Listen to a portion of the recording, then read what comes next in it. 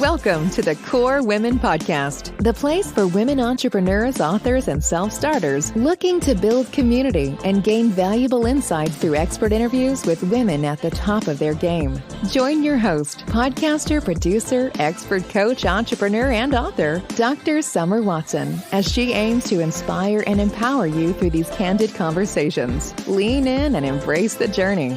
It's time to start the show. Here's your host, Dr. Summer Watson. Today on the show, I would like to welcome Meshell Baker, who is a Chief Confidence Ignitor, Keynote Speaker, Transformational Speaker, and she works with people to reimagine their capacity to deliver excellence and embrace high-performance habits. We certainly have a lot to talk about today, Meshell. So let's dive right into this and welcome. Well, so glad to be here, Summer. Really excited to have this conversation so we can ignite some amazing in the folks that are listening today. Yeah, I love it. I love your title. I love what you're doing. But before we get into your professional journey, can you describe your life in one word to this point? Yes, the word I would come up with is I'm possible. So it looks like that word that's impossible, but when you add that apostrophe after the I and capitalize the P, it becomes I'm possible, which is I am possible. And I am are the two most powerful words that a human being could speak. Oh, I love it. Okay. So you actually beat me to the punch because that's one of my questions. So, but we'll still get there. We'll still get there because it's something I read on your website and I loved it. It stood out to me. It spoke to me. And I thought this is powerful. So before we get into that, let's get into the next question. Let's talk a bit about your professional evolution, your background in sales, how people can become more confident when it comes to selling a product or service, how they can move away from the transactional framework to experiential. I love that on your website, in your bio. So tell us more. Tell us how you've done that yourself and how you help people do that. Oh, wow. So it's interesting. I went to college. My undergraduate is in finance. I literally studied to keep a job because you always need number crunchers. At my first job out of college I was in a finance and accounting developmental program, and whatever job I do well. And I was doing well and I was absolutely miserable. And I remember that we had a team building and the person who they hired to do the team building was someone like, who had been brought in, right? So they were a vendor who had been brought in. So I was so enchanted with this person that I decided to stay behind and hang out with her at lunch instead of my team. Awesome. I like the question. She said, "Oh, so are you on vacation next week?" And I was just like, "No, why would you ask me if I was on vacation next week?" She said, "Because I figured you're in the marketing department because I'll be doing this in the marketing department. That's why you were here with the accounting team." I was like, "No, I'm in accounting." The woman looked appalled. She was like, she clutched her pearls. She was just like, "Oh my God, no, honey, no, please take my card, but please. I will give you a free," which I know is now like the discovery session, but I'll give you a free session. And we ended up talking.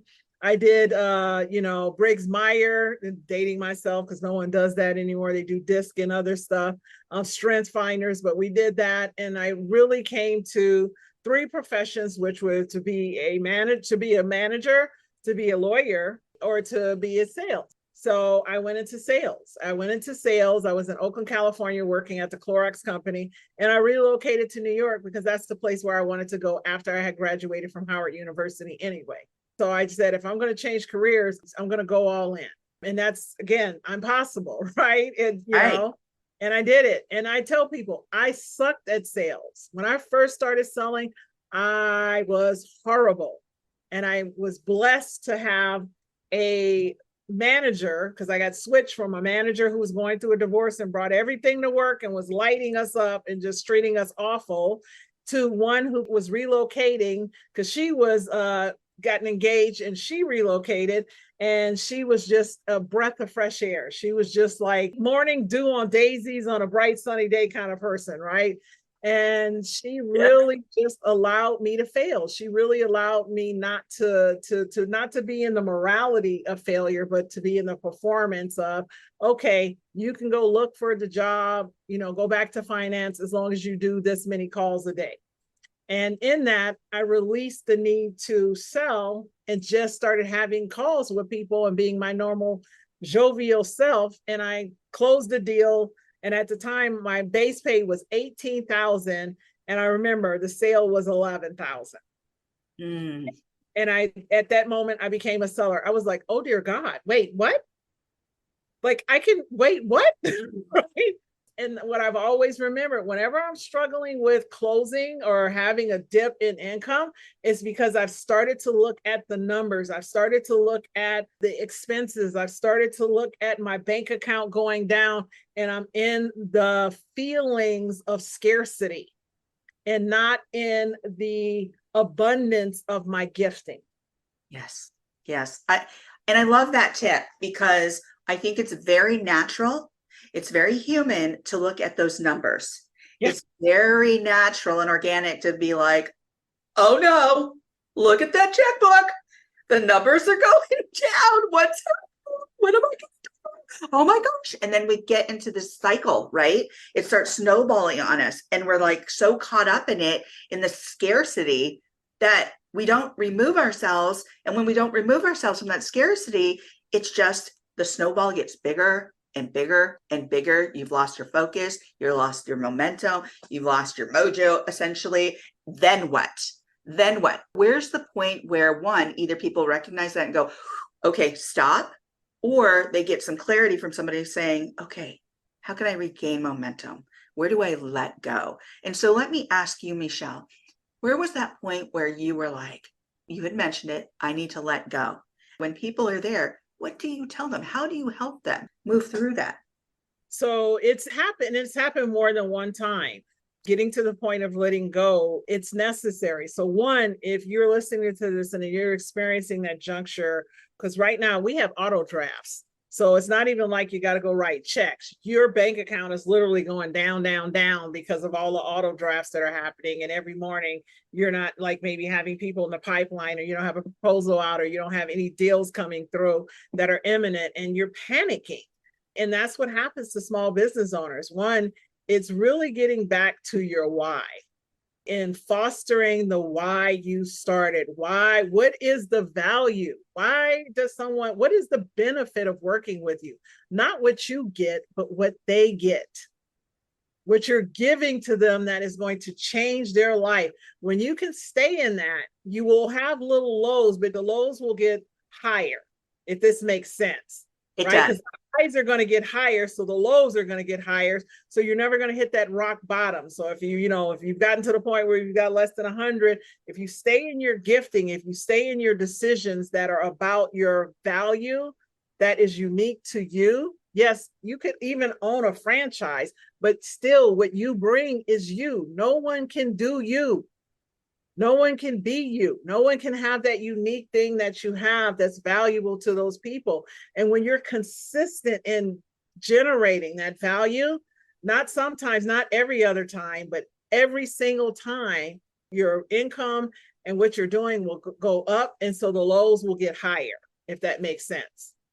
It does make sense. As somebody who comes from like a humanistic, human services, psychology background, a lot of times people can't see beyond that point of discouragement. And that's a very Adlerian perspective, because Alfred Adler, he deviated from Freud because he said, not everything is psychosexual. But what is happening to people is they reach a point of discouragement.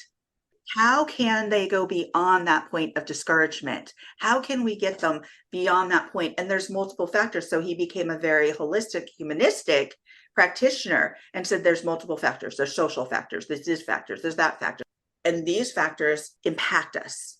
So we look at multiple factors. So what are the factors that you look at when you start working with a client and say, okay, what's your point of discouragement? How do you want to get out of this? What are the things that are allowing you to do A, B, or C? What's the first step that you would help people with? People are calling me because they've either been referred to me or they've heard me speak. So I'm a speaker first and foremost, and I'm a transformational speaker. It's a journey where you literally walk out with an entire new way of taking action because of what I've given you throughout the talk. I always start with, what was it you heard? Because everyone heard something different. So what did you hear for yourself that was possible? that you're currently feeling is impossible. So my word, right? I only work with clients who want to create the impossible, because otherwise it's cookie cutter and it doesn't ignite me. And when it feels impossible, that's how I help them harness their unlimited, right? Their limitless ability to create in the midst of any circumstance. Yeah. So we work together so that I can show them how to take that on for themselves. Gotcha. So that's the first thing. And then we create a clear, compelling vision of what their future looks like. And then we work on them becoming it. And so that's the work we do. And that's why I do that with individuals, teams, and organizations. So when they hear me speak, it's what I call the warm up. So it's like you get a sample of the possibility when you hear, I ignite possibility when I speak. And then when you actually do the coaching work with me, that's when we actually create the outcome. That's when you actually create your unstoppable confidence. Well, I can appreciate that, which it goes into my next question, flows into that very nicely. You're also a keynote speaker and you focus on confidence, how to dream, working through imposter syndrome, and more, and bridging that gap between discouragement and confidence. You've given us a soundbite of how you do this, but tell me more about one of your most impactful speaking engagements. It's so weird that you asked that question, because almost every time I speak, it's better than the last, right? I always tell people you're not getting better than anyone than yourself. So the most recent one I had a standing ovation. That was impactful because I went and the talk was on Friday morning at 8:30 a.m. So they invited me to go to their event they had Thursday night. And so I went to the event. I met all these women. I was talking to them, hearing from them.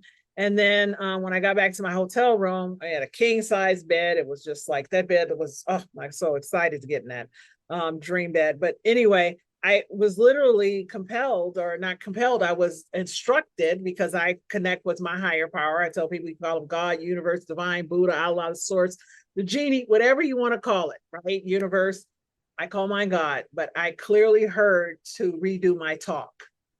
And so I redid my talk. I don't remember the last time I've redone a talk. I've not, my talks they're specifically for that audience, and to redo a talk, a keynote, it's just unheard of for me. So yeah, about 1 o'clock in the morning, I'm exhausted and I'm just frustrated. And in that moment, I was just like, oh my God, I can't. And I remember thinking, okay, this is good enough. And then I got, and I'm like, I don't do good enough. I do great. So I knew I couldn't go to sleep. So I remember just being so exhausted and just sitting there and going, God, what do you want? What do you want me to say? And I just sat quiet, and all of a sudden I knew what to do. I redid the talk, and it was 3:30. I took a shower, and then I set my alarm for 6:30 so I could get up and, be there by 8 o'clock. So I could set up and everything, be there early. And so that you basically offer no sleep. I looked at the slide deck a couple of times. I went through it before I went, my key. Then I got up and I went through it, and then I got dressed and I went through it again. So I only had about a half a dozen times to go through the slide deck that I was going to be giving to this room full of, women in business millionaires. There's less than 1.7% of the roughly 33,100,000 businesses in the United States are women millionaires. That's pretty impressive in right? that you're speaking to a room of these women. Yes. And you redid your keynote. You're redoing things for yourself and listening to that inner voice, that intuition, that higher power. And you're able to give that talk, and people at the end have given you now a standing ovation. So let me ask you, is this something that you're going to go forward with this specific area, this granular area that you're speaking on? You're going to keep this keynote, or are you going to go back to what you did? Yeah, I will definitely keep that keynote. I will definitely keep that keynote. Yeah, that's the winner chicken dinner, right? Awesome. So as you said, and I love this evolution, because this really proves too that we're always growing, and to listen to that inner voice. It's okay to redefine and review and reassess what you're doing. It's okay to do that. And it's okay to shift. It is absolutely okay. And a lot of times we don't give ourselves permission to do that. We're like, oh, but this is kind of working. This is a safety spot. But sometimes we got to step out of that safety zone and say, we're going to do this, and have that courage, right? And that's what that confidence is. That's what you speak to. That's what you're talking about, and bridging that gap and listening to that inner voice or higher power. So I love that experience. I'm glad that I asked that question, because seriously, that was awesome. Yes. And just to dovetail and tie a bow on that, that's the work that I do with people. So when I'm working with leaders and executives, and a lot of I call them women world changers, like the women who are attracted to me have a calling on them that's so great and resounding, and they generally have not dealt with it, or they're dealing with it and they're struggling with it. So to get it clear, like become like a laser target, they've got a lot of noise, a lot of background, a lot of stories and reasons, and all kind of things that have gotten in the way of them moving seamlessly directly to that target. That's the work I do, is creating a clearing so that they become unstoppable in the face of what they know, the vision that they've been holding on to or suppressing. And that's the thing, is that I didn't call one person, right? I didn't reach out to anybody. And that's what generally happens. People are constantly looking to validate outside of themselves instead of trust themselves. And even if I ever call someone, it's not to validate. It's someone who is parroting back to me in a manner so that I am moving forward in the clarity of what I've heard. And that's what most people don't get. They get a lot of people say, you know what you ought to do, what you need to do, what you should do. And I tell people, remove those people from your life. And if that's something that you can't remove, then you don't want what you say you want. Because in order to have what you truly want, you've got to know you. Yeah. Otherwise, it's not what you want. It's what you think or thought or heard or saw that you want. You know, and at the very least, set some boundaries, set some limitations with those people, you know, and put the brakes on. So you have the courage to go and move forward and step into your confidence. And I think that's something that really speaks to me when I look at, you know, what you're doing, being that confidence builder, that somebody who helps others transform themselves, and what I like to call brain maps. So if we continue to use the same words and phrases, guess what? We're creating maps in our brain. We're going back to those same words and phrases. So we change our words and phrases, we change our habits, we change what we do to reconstruct the vision that we have for ourselves. So it takes some work. But like you said, it goes back to that passion. Let me get into my next question. You touched on it earlier, and I love something you wrote on your website, which is you want people to enjoy their work and their business, and you help them, quote, bridge the gap and experience your I'm possible big dreams. Tell us more about how you help people achieve this. We've talked about this, but I love that it just stood out to me. It's strong. It's powerful. It's part of my storytelling. So what people generally experience, as I said, they've either been referred to me because of they're getting stuck somewhere and the person heard me or knows me and they're like, oh my God, you got to connect with Meshell. Or they heard me from a stage, right? Or sometimes, you know, like I just did a presentation recently for NASDAQ, right? And I got women jumped on my calendar after that and they're stuck. So what they're hearing is that they have been getting in their own way. And generally what we do is we go through getting clear on what you mentioned it in the languaging of what they want versus what they don't want. So we have to create a clearing. And that's the work we do first and foremost, is create something that's clear and compelling. And then we work from there. And the work is about actually understanding how to become the vision. I could get into the details in a step-by-step, but there's so many other, you know, intricacies in there. But what I tell people literally is that you become so in love with the vision that you create that everything outside of you loses its power. The reason that we are called to have these big dreams is not so you can have a bunch of stuff. It actually becomes a force field. Like, I live in a bubble of awesome. I tell people all the time, I live in, like, my whole standard is awesome. I generate myself every morning. My morning routine is non-negotiable. And, you know, there's books on it. What is it called? The Miracle Morning. There's different strategies that you can look up, but if you do not generate who you plan to be every morning, then you are left to the whims of the world outside of you and everybody else, right? So if you're getting up looking at social media, you feel insecure. If you look at your bank account, you're going to feel lack and scarcity. If you look in your calendar, you're going to feel lack of time. All of these things that we actually are conditioned to do that create in us no sense of self. So creating who you're going to be and then learning to master being it is the work I do. And I do it with teams. So even though I'm working with a team of people, the power of a team is that I teach them to now not just become high performers on that team, but how to support each other and communicate confidently with other human beings so you can support each other's endeavors and successes, as well as they're able to take that and they actually take it home. I tell people, if you have a job and you can't stand it, if you have a business and you can't stand talking to potential clients, you've just created a miserable life. That is the background of what you are hearing all day long. If you have a job and you can't stand your job, you are getting up, as soon as your eyes crack open, you're miserable because you're thinking about that job. You're in the shower, you're drinking coffee, you're driving a walk, you're walking down to your laptop, whatever it is. And then who you are at the end of the day is so drained that the people that you're doing this job that you claim to love, they don't get a loving person because you have nothing left. You have nothing left to give those people. So you do a disservice to yourself not to create a life you love and to face down the demons of insecurity and uncomfort. So I call it insecurity, uncomfort, and uncertainty. There is nothing certain except change. And your ability to deal with things that you didn't plan for or you didn't think are unfair, all of that, that's the magic. But most humans, like myself, we're not raised in environments where people teach us how to deal with anything. Well, you know, that modeling has a lot to do with our thoughts, our habits, what we see, how we interpret the world. But what you're saying, and what I love that you're saying is, guess what?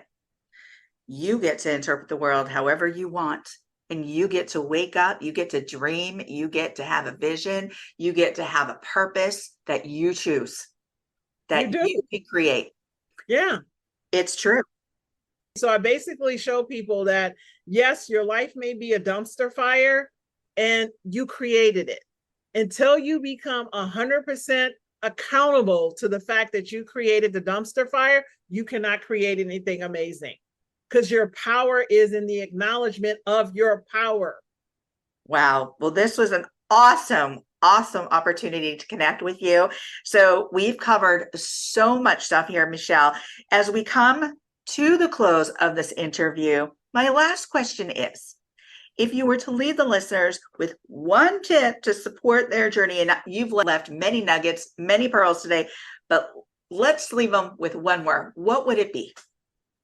To invest in yourself. There's not a human adult on this planet who has decided to create an amazing life that did not go get support. You cannot do it on your own. It takes a village to raise an adult, period.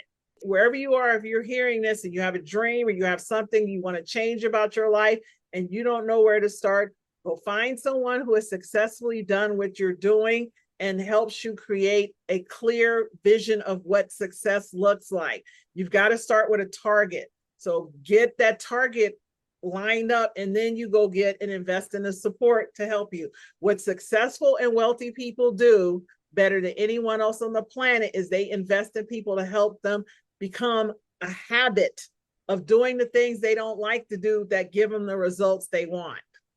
Thank you, Meshell, for joining me on the Core Women podcast today. You're welcome. You can follow Meshell Baker at Facebook, LinkedIn, Twitter, Instagram, YouTube, and at meshellrbaker.com.